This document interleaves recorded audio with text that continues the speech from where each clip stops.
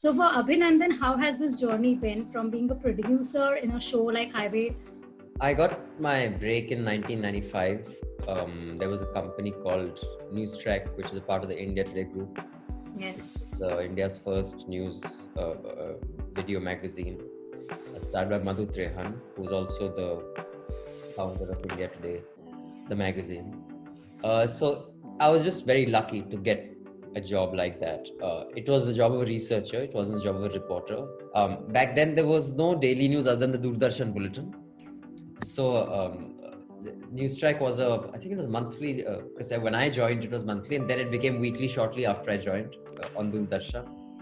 But the cassette, so you had a lot of time to do your stories, as in the reporters did, which meant that they could have 2 or 3 researchers to do the research, and there was no Google back then where you could, email had just not come out. I mean, email was just starting. So, I mean, we didn't even use email back then. So my job was to go get an India Today used to have this big library in Connaught Place in the inner circle. So there were these things where you like turned the wheel and these big steel frames would move. So there was this corridor full of, like in old movies, you see those files are lined up.